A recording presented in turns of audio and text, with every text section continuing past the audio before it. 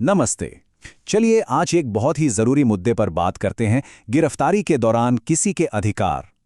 हाल ही में supreme court का एक ऐसा फैसला आया है जिसने इन अधिकारों को, आप कह सकते हैं, हमेशा के लिए बदल दिया है। तो चलिए समझते हैं कि यह ऐतिहासिक फैसला असल में है क्या और इसके मायने क्या हैं। तो सवाल ये है कि अगर किसी को गिरफ्तार किया जाता है तो पुलिस को उन्हें क्या और कब बताना चाहिए। देखिए, अभी तक ना इसको लेकर नियम थोड़े अस्पष्ट थे, पर अब सुप्रीम कोर्ट ने एक ऐसा फैसला सुनाया है जो पुलिस की जवाबदेही तय करता है और हर नागरिक को एक नई तरह की सुरक्षा देता है।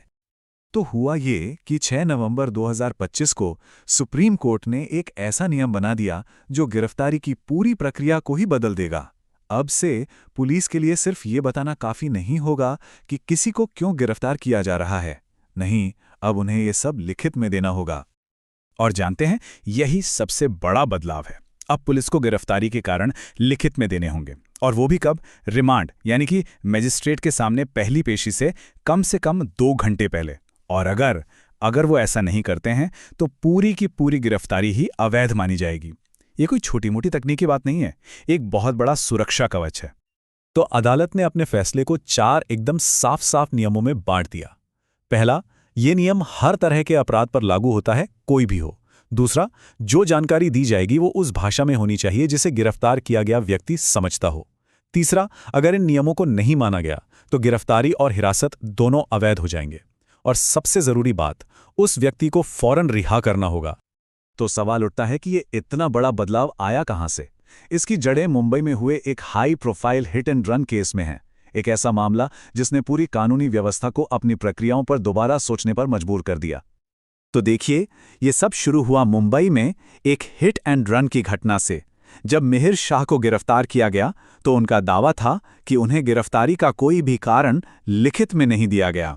ये मामला पहले बॉम्बे हाई कोर्ट गया और फिर सुप्रीम कोर्ट तक पहुंचा, और देखते ही देखते एक लोकल क्राइम की जांच ने पूरे देश के लिए गिरफ्तारी के नियमों पर एक बहुत ही बुनियादी सवाल खड़ा कर दिया। सुप्रीम कोर्ट ने इस मामले को सिर्फ एक प्रोसीजरल गलती की तरह नहीं देखा। नहीं, उन्होंने इसे एक नागरिक के मौलिक अधिकार के हनन के तौर पर देखा। एक ऐसा अधिकार जो हमारे संविधान की नींव में है। ये अधिकार आता है संविधान के आर्टिकल 22(1) से। ये कहता है कि किसी भी गिरफ्तार व्यक्ति को यथाशीघ्र यानी as soon as may be गिरफ्तारी की वजह बताई जानी चाहिए। लेकिन इस यथाशीघ्र का असल में मतलब क्या है? बस यही वो सवाल था जिसका जवाब अदालत को देना था।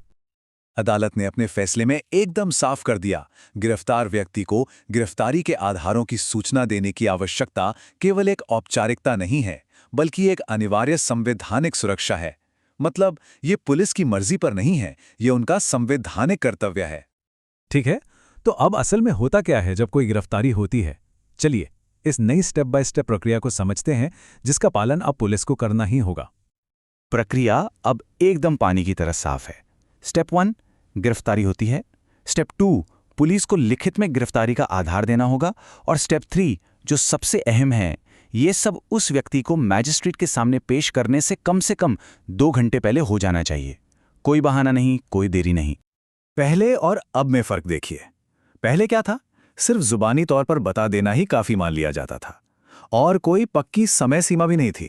और अब लिखित में कारण देना अनिवार्य है, और वो भी रिमांड सुनवाई से 2 घंटे पहले की सख्त डेडलाइन के साथ। ये अस्पष्टता से निकलकर पूरी तरह से स्पष्टता की ओर एक बहुत बड़ा कदम है। लेकिन एक सवाल मन में आ सकता है कि अगर कोई इमरजेंसी की सिचुएशन हो तो क्या होगा? मान लीजिए कोई दंगा हो रहा है या कोई भागा हुआ अपराधी पकड़ा गया है। अच्छा है कि अदालत ने इस बारे में भी सोचा और एक बहुत ही छोटा सा अपवाद रखा है। बहुत ही असाधारण परिस्थितियों में पुलिस गिरफ्तारी के समय जुबानी तौर पर वजह बता सकती है, लेकिन, और ये लेकिन बहुत जरूरी है, उन्हें रिमांड सुनवाई से कम 2 घंटे पहले लिखित कॉपी देनी ही होगी। इससे ये पक्का हो जाता है कि इमरजेंसी के हालात में भी मौलिक अधिकारों से कोई समझौता नहीं किया जा सकता। तो आखिर ये फैसला इतना अहम क्यों है?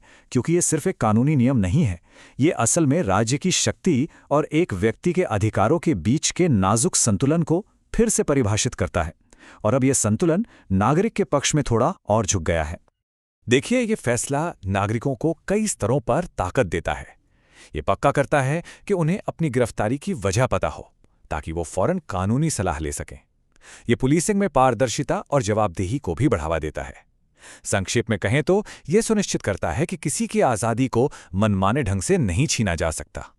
तो आखिर में हम इस सवाल पर आकर रुकते हैं, ये ऐतिहासिक फैसला नागरिकों और कानून लागू करने वाली एजेंसियों के बीच रोजमर्रा के संबंधों को कैसे बदलेगा? क्या इससे ज्यादा विश्वास और पारदर्शिता आएगी, या फिर ये पुलिस के लिए नई चुनौतियां पैदा करेगा? इसका असली जवाब तो खैर वक्त ही बताएगा।